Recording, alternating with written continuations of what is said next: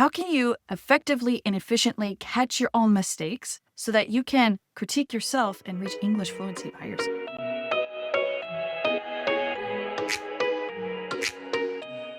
We have a routine for you. What's up, guys? Welcome to Waiguo Friends English. Today, we're finally addressing a question that we get a lot, which is, what can I do to practice on my own efficiently? This is important because there's a lot of people out there that are either strapped for money or they're strapped for time. So it's difficult to get that scheduling figured out. Even in a post-COVID world, it's hard to get some things lined up. And so a lot of people have this idea of, how can I DIY my English fluency? How can I get there on my own timetables, on my own schedules, and my own way?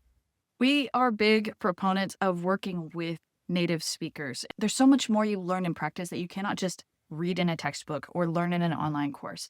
You've got to actually do it. It's kind of like learning martial arts. You can be a great martial artist and look really cool doing all the practices on your own with the forms and the stances and the kicks and the punches. You can make yourself look really incredible. Until you fight somebody in the sparring ring, your experience is not really there. You have experience doing shadowing and the kicking and all these really cool things, but you don't have the actual experience of what actually works in a real fight.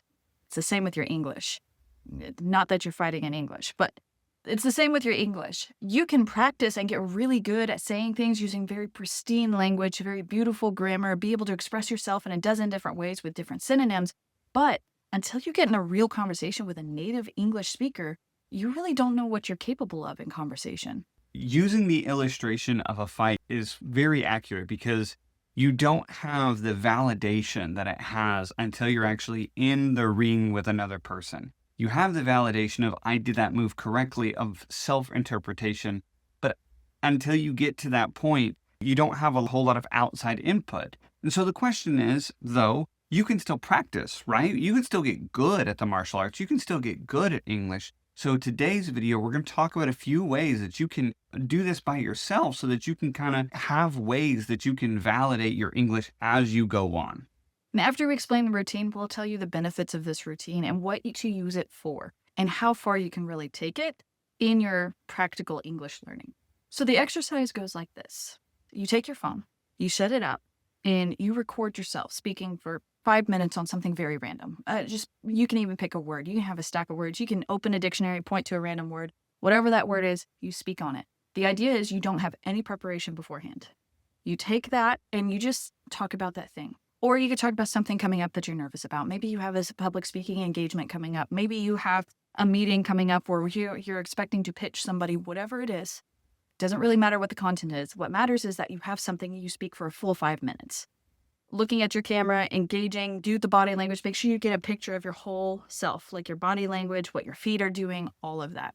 Then put it down and come back to it tomorrow. The next step, once you've come back a day later, kind of letting it cool off a little bit, pull it up on your phone or whatever camera you're using and then play it, but make sure that you're not looking at the visuals. Only listen to the audio because a lot of language is communicated by tone of voice and pitch and speed and how much you pause between sentences. And so for you to be able to take that little bit of auditory input to say, how am I doing here? Not the visual and the audio, just the audio. How do I sound? Do I sound awkward? Do I sound like I'm saying a lot of ums? Do I sound like I have a lot of spaces? And if so, that's something that you can improve on. You have a point of correction that you discovered yourself.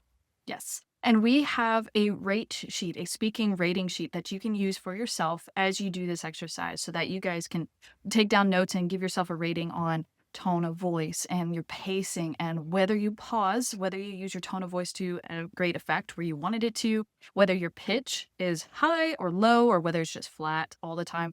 We have a rating sheet for you with all the things you need to be looking for. You can get that in the link below. So after you've listened to yourself, now the next step is to just see yourself, to watch yourself. No audio.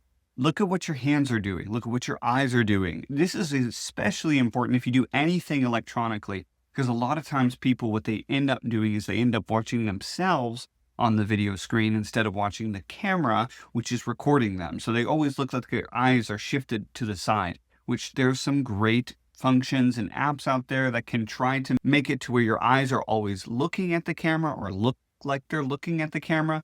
But the real question is how are you actually handling the physical space?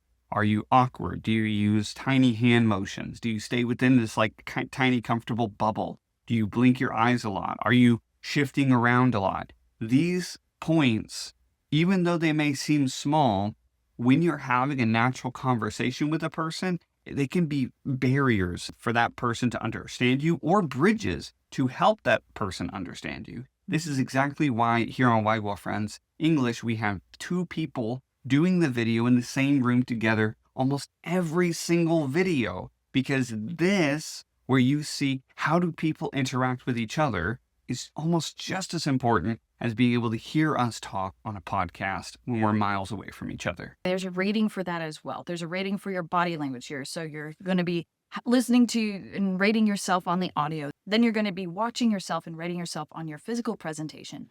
But then we have a section for this last part, which is you're going to get the transcription. So there's a number of free transcription players out there. But you take your audio, you run it through a transcription service, and they will put the transcription there. And then you're going to print it out and actually physically look at it with pen and paper. You're going to go through and you're going to just notice what grammar you have. Look at all the ums and the uhs. Look at the words that you use over and over and over and over again, probably to a fault, right? What are the words that you either stumbled on, or the words that you used that were inaccurate, or what's the grammar that you did that was inaccurate? Now, that one is tricky because native speakers break grammar all the time. Josh and I break grammar all the time on this channel, and it's because we want to give you a less squeaky clean version of English. We want to give you more of a, this is how people speak on this channel. So I want you to just kind of go through and look at that. Where are you mumbling so much that the transcription couldn't pick it up? Where are you pausing for a really long time? Whatever it is, you want to get to where you can understand and see, oh, that's what I sound like to someone else. And which is okay. I don't want you to feel bad. This is not an exercise that's meant to have you attack yourself. This is an exercise that you need to approach with a growth mindset. You need to see, this gives you data. This gives you something to look for in your word choices, in your body language, in your tone of voice. All of those things are really important. So what you have now, once you complete this worksheet and you complete this exercise, you have data. You know what your mistakes are in that speaking. And the more times you do this exercise, the more data you're going to have, which is fantastic for being able to understand where you are in your English. So once you go through this and you've gone through all of these steps, what you need to do is pick one thing, just one.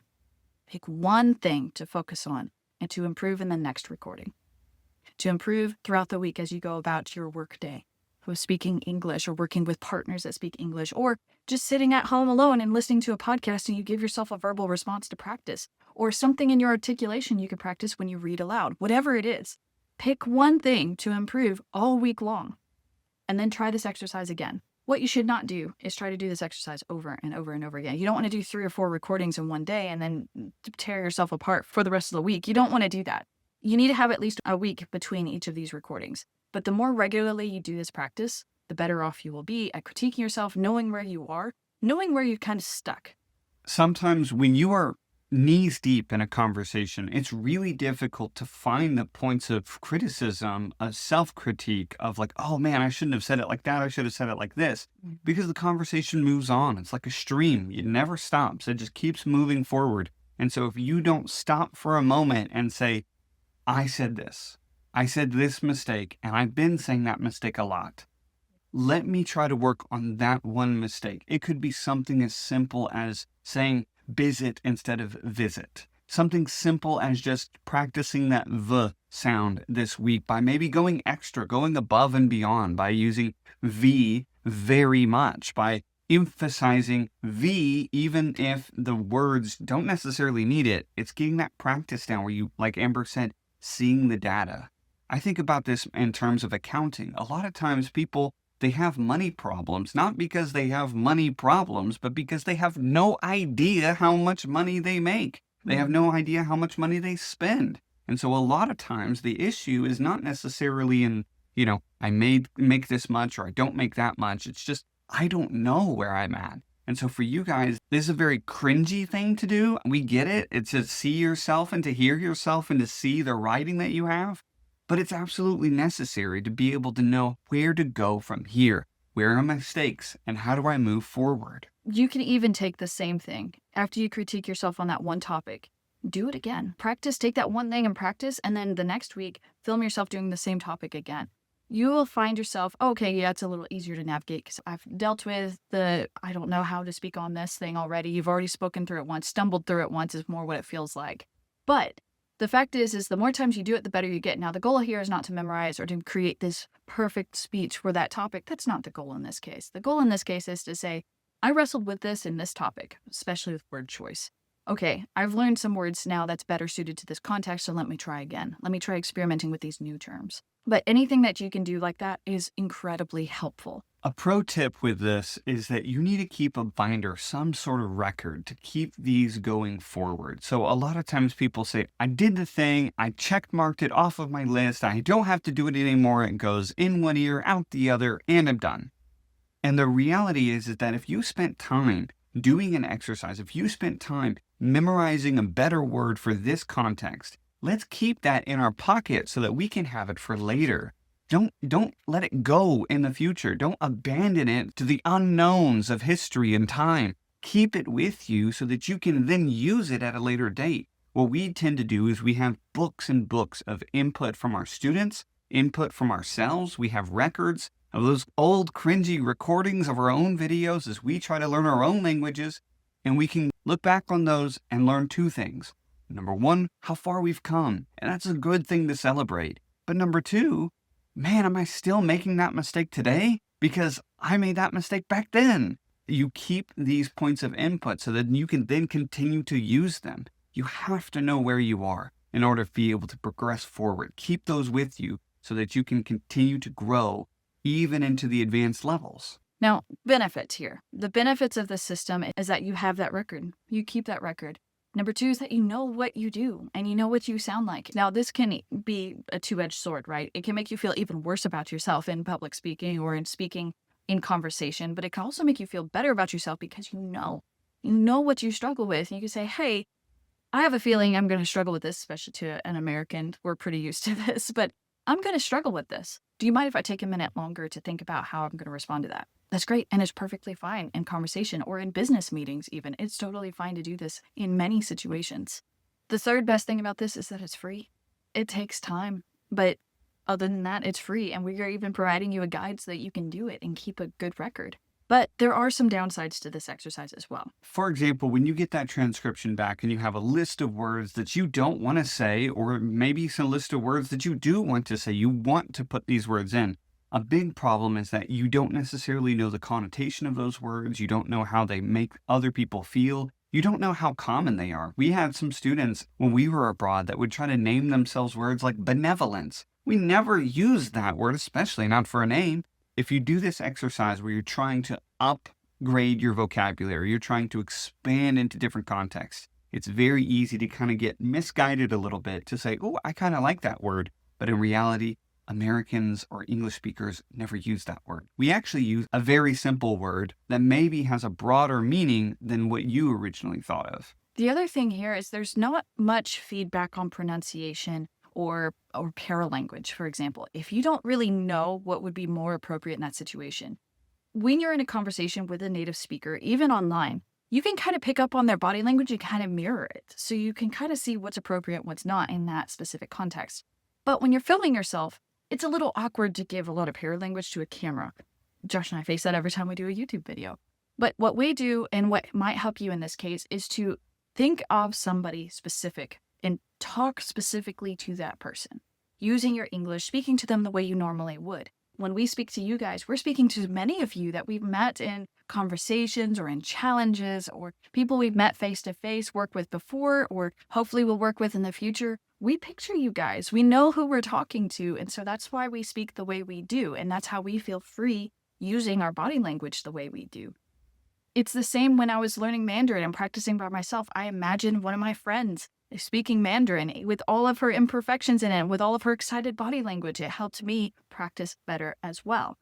So yes, there's going to be a range of things. Yes, you can technically speak without much body language in English and still be understood, but having that emphasis is so much more helpful. So imagine that camera being somebody and try to interact with them as you go. It's kind of like doing your own role play in Yeah. that case. But it is a downside because it's difficult and you'll feel awkward watching yourself speak to yourself in a way. But it's also a really, really good exercise. The reason why this can be so challenging is it's kind of like a public speaker or a keynote speaker. When actually you're on the stage, you can't really see the crowd very much. So you are just speaking to a faceless void. And so one of the things that a lot of speakers have is they have people, whether it's friends or family or people that are professionally trained coaches in order to help them, and they will ask them the honest question, how did I do out there? Did I do great? Did I use my hands too much? Did I blink too much?